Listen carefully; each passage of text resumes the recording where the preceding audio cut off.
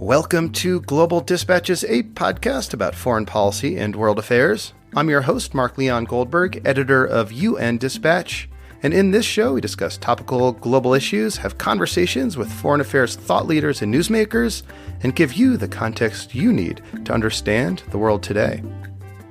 Go to globaldispatchespodcast.com to learn more. And now on with the show. The new Biden-Harris administration has come to office pledging to place climate at the center of both its domestic and diplomatic agenda. This is, of course, a big shift from the prior administration, which disdained climate diplomacy in general and the Paris Agreement in particular. Now, 2021 will be a consequential year for climate action. In November, a major United Nations climate change conference takes place in Glasgow, Scotland. That conference was supposed to happen in 2020 to mark the 5-year anniversary of the Paris Agreement, but it was postponed because of COVID. Now, the reason this particular conference is so important is that it is the venue in which governments are supposed to bring their enhanced national climate action plans. These enhanced national climate action plans are important because if the Paris Agreement goal of keeping global warming levels below 2 degrees Celsius compared to pre-industrial levels is to be met, governments are going to have to ramp up policies to take on climate change. My guest today, Rachel Kyte, is the Dean of the Fletcher School at Tufts University and a long-time climate diplomacy insider. We kick off discussing how the Paris Agreement fared during the Trump years before having a longer conversation about opportunities for multilateral engagement to which the new U.S. administration may avail itself in the coming months. This is a great conversation that does a good job explaining some of the complex geopolitics around climate change that the new U.S. administration must skillfully navigate in order to make good on its promise to treat climate change like the priority it is. And today's episode is produced in partnership with the Better World campaign as part of a series examining the opportunities for strengthening multilateral engagement by the new Biden-Harris administration and the new 117th Congress. To learn more and access additional episodes in this series, please visit getusback.org. And now here is my conversation with Rachel Kyte, Dean of the Fletcher School at Tufts University. I think it's interesting looking back over those 4 years that the Paris Agreement was battered and bruised, but it wasn't finished off. And that is, I think, obviously in large part because there was clauses put into the agreement that meant that countries just couldn't just walk out the door.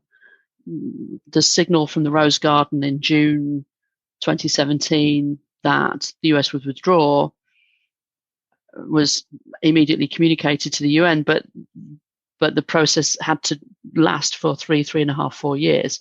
And that was put there specifically to insulate the Paris Agreement against the vagaries of the US political system. I think secondly, the actual content of the Paris Agreement, the ratcheting up of ambition, the sort of mainstreaming of climate as an imperative of how we manage our economies, the federal government signaled that it would leave, and everybody else stepped up to the plate. And so America's pledge, this remarkable organization of cities and towns and businesses and governors and mayors, really has continued to sort of spur the US or keep the US moving in the direction of lower emissions. I remember it must have been 2018, I had the chance to speak with the mayor of Atlanta at the time, Qasim Reed, and I asked him, if the decision by the Trump administration to pull out of the Paris Agreement gave him more political impetus to want to invest in climate and sustainable solutions in his city. He said his constituents had sort of urged him as a reaction to Trump's pullout to want to invest more in climate. So it seemed to have had that kind of equal and opposite reaction, at least domestically in some cases. Yeah, absolutely. So it was a perversity almost from Trump's withdrawal. Of course, you need the federal government to be engaged because there are things that the federal government needs to do which are sending signals to the private sector, sending signals to local and local government. And as we now see with the Biden administration's early signaling around how it's going to approach this, bringing a total government approach to the table, the role of federal government is removing, regulatory barriers from things happening more quickly, sending signals to every department of government that they should be engaging in this, and so hopefully having a much greater impact on the speed and scale of the transition that all economies have got to go under. Internationally, at least to me, it seemed that Trump's decision to seek the withdrawal of the U.S. from the Paris Agreement, in a way, also demonstrated the durability of it internationally. I mean, we didn't see that cascade of countries following his lead, which I think was a concern at the time, and that's just sort of didn't happen. There was no mass exodus. I think there was a real fear at the time that there would be. I think that what did happen is inevitably slowed things down. It's as if every bad actor out there on the issue of climate change could hide behind the petticoats of the Trump administration. So even though they didn't withdraw, they had plausible deniability in terms of their assertiveness and their need for ambition.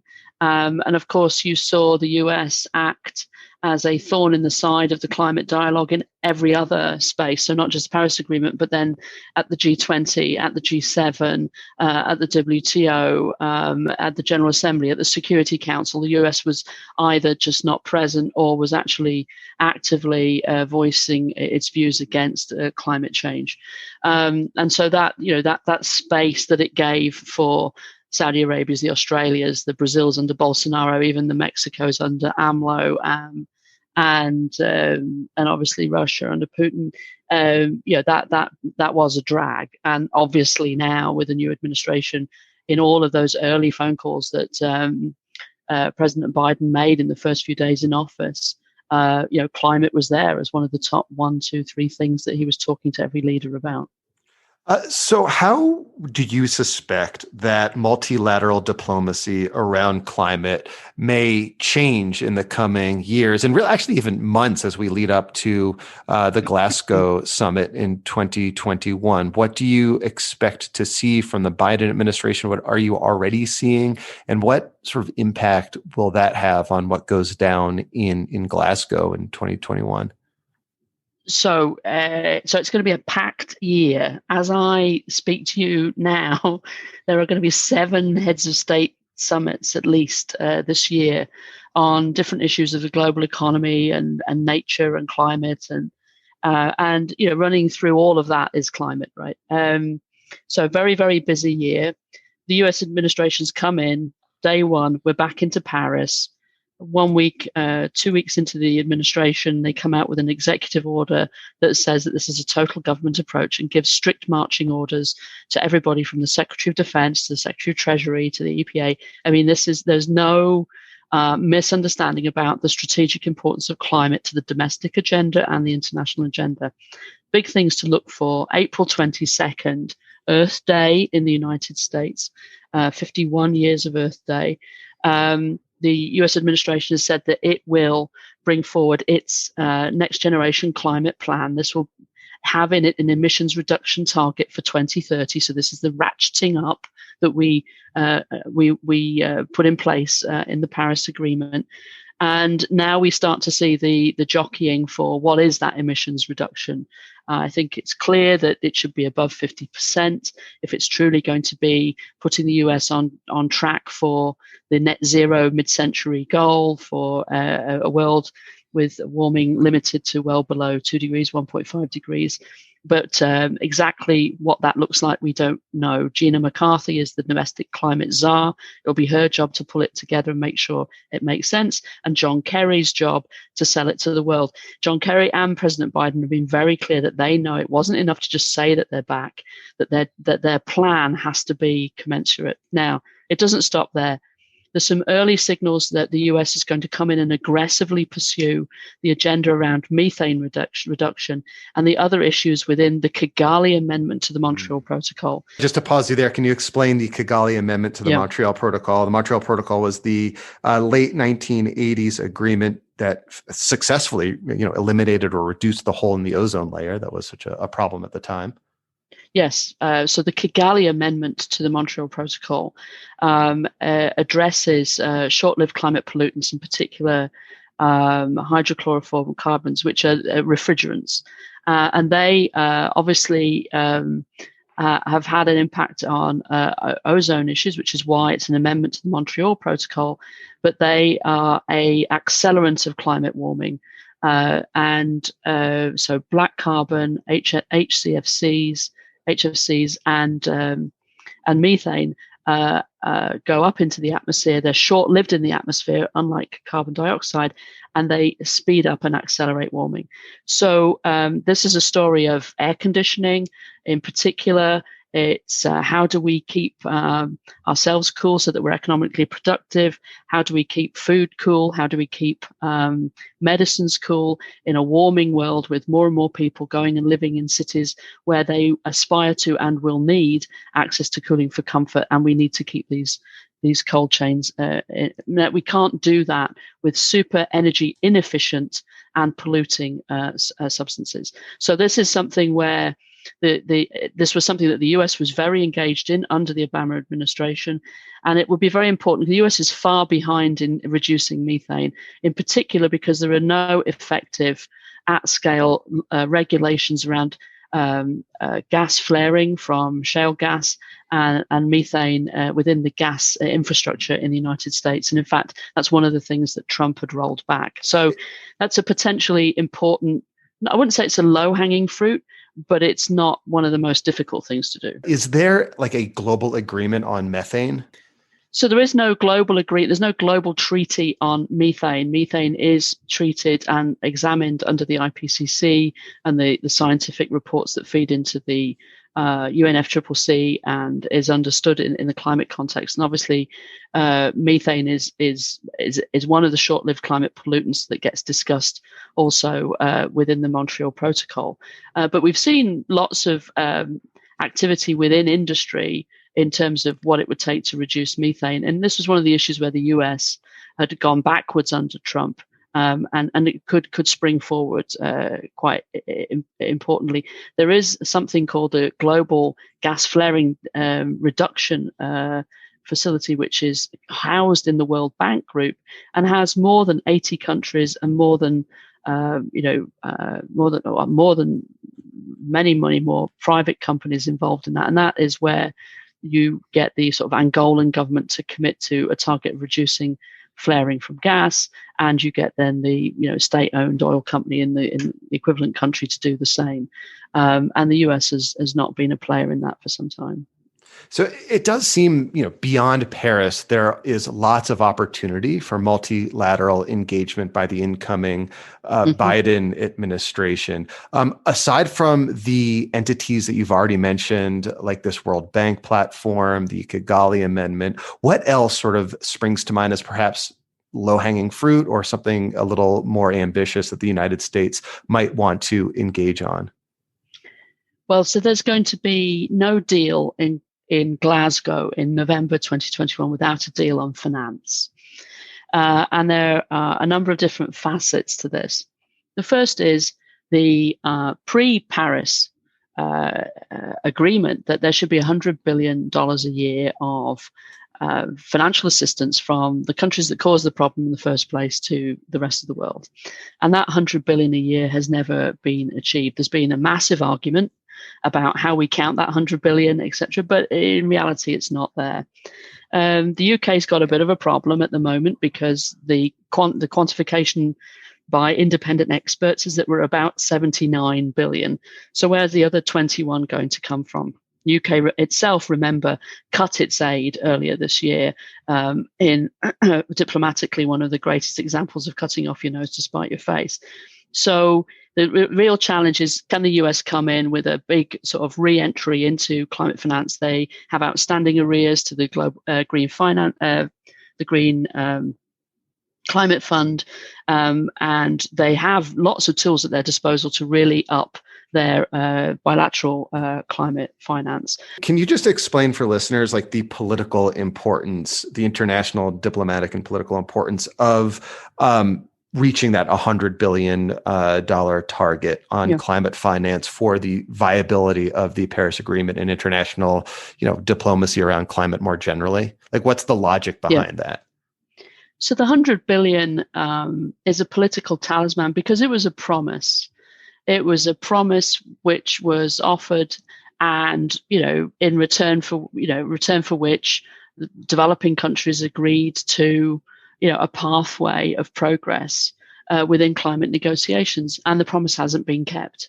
And it is an open sore. It's a constant reminder for developing countries, for low-income countries in particular, for landlocked countries and small island states, that there's a lot of talk, but then when it really comes down to it, there's not a lot of assistance on offer to these countries who did not cause the problems that they are now having to deal with in terms of climate impacts. But fast forward to today, and and put yourself in the shoes of some of these low-income countries. The 100 billion's not there. Aid is constrained because of the global economic crisis. The global economic crisis has hit them too. They are borrowing in order to stay afloat. They are up against their debt limits. They want to have debt relief, but the only thing that's been an offer in 2020 is some potential small-scale rescheduling of debt, which was important, but which isn't enough. And maybe they can't get access to global vaccines as well. And so there is a real sense that if they are expected to come to Glasgow and play nice, then it's high time that the developed world puts something on the table that really is commensurate to the size of the problem. And I think the other thing is that where there has been enormous concentration on really clamping down on emissions, and there's been a global campaign to really stop the financing of coal-fired power, for example, in energy infrastructure. So we're telling countries you should not, and you will not be able to get access to financing for coal-fired power or any fossil fuel power, which is where the campaign is going now. There is no commensurate offer on the table to help countries at scale build the green energy infrastructure that they need. And this is a big opportunity for the United States.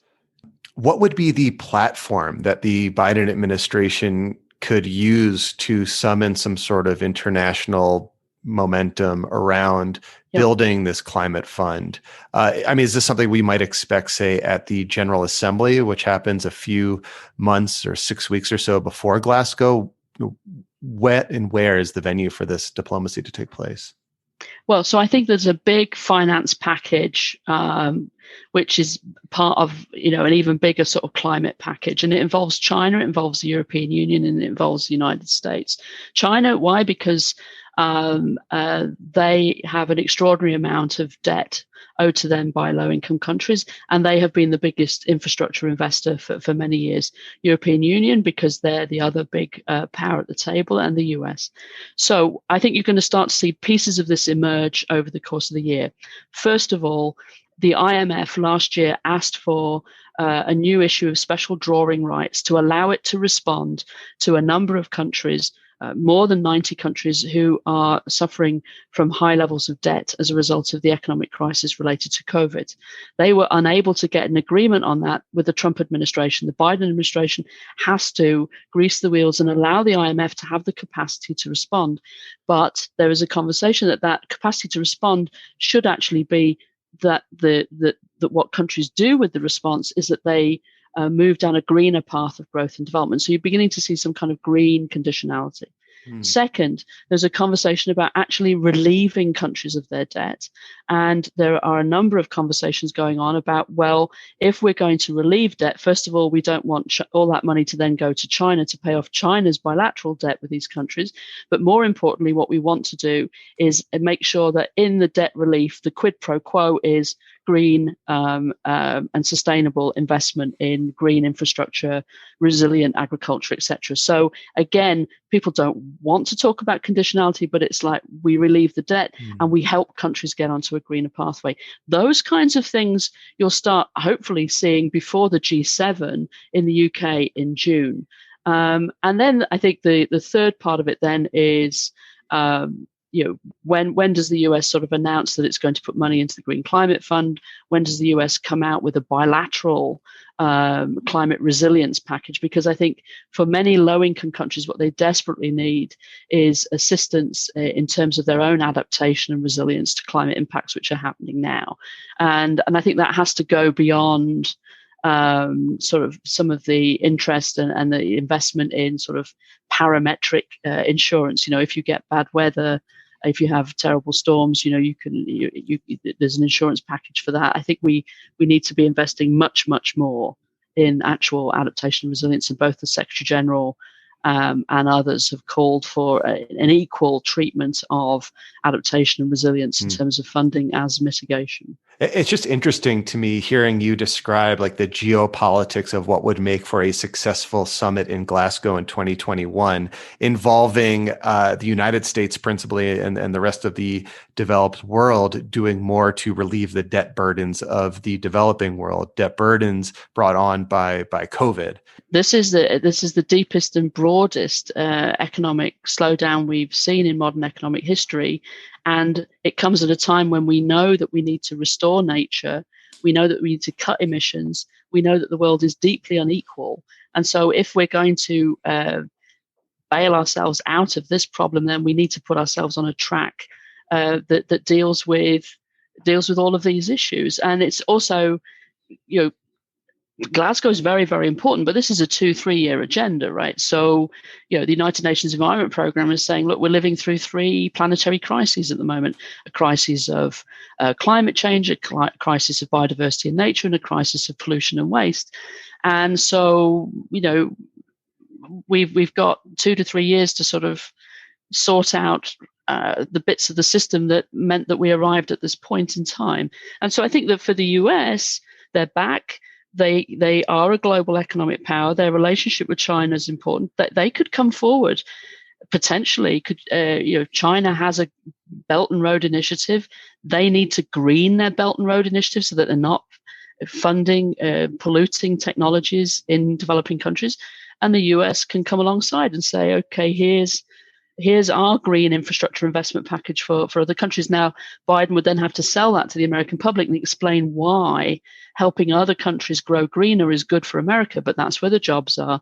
That is where you prevent other conflicts from happening into which the US may get drawn in. That's going to be challenging because there's as much sort of, maybe not isolationism, but inward looking on the left of the Democratic Party as there is on the right of the Republican Party. So much of the agenda that you stake out for the Biden administration, it will be on the shoulders of John Kerry to sort of put this into motion. Have you spoken with him since he accepted this new role? At the time that I was talking to him, it had not yet been announced, although we were expecting the announcement at any time that he was going to take this role. And he was laying down and sending signals about how central this was going to be to the president's agenda, how sweeping their ambition was going to be, also sending a very clear signal that they knew that having walked away, it wasn't just enough to walk back. They have to walk back and stay back and be a good partner. And that they understood that for the rest of the world, there would be some question mark over the US's, ability to come back and stay back. I mean, everybody's become an expert in American politics, right? Everybody's sat up and watched the election.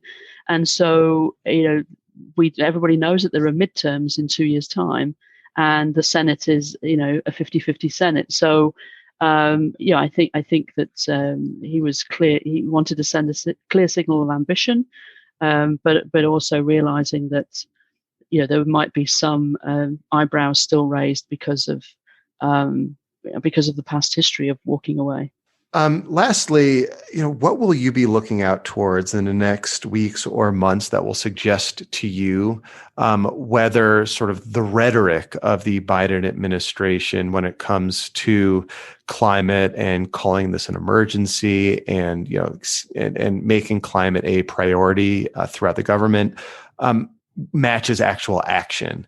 What are some key inflection points that we should be looking out for that will to suggest to us one way or another how seriously the Biden administration is taking this?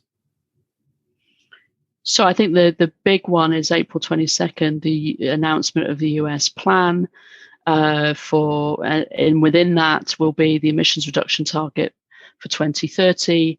But there'll be, what else is in there as well.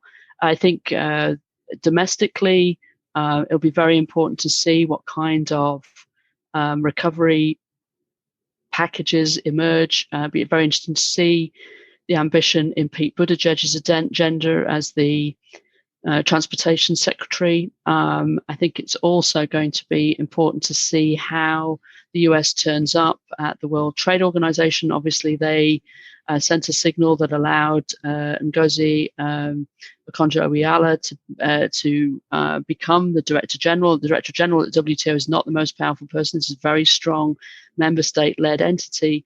But again, we're going to have some very important issues around border tax adjustments. How does carbon get treated when it is exported from one country to another, either embedded in a commodity or embedded in a product? And so for the last few years, the trade agenda and the climate agenda have been far too distant, where we're getting to the point now where we really need to make sure that the trade regime supports the transfer and the trade in green technologies and green products and processes. So it'll be interesting to see how the US turns up in Geneva, also because that was a place where the America First under the Trump regime was really quite destructive. So I think that there are a number of places where you'll get a signal of the reality of this total government approach.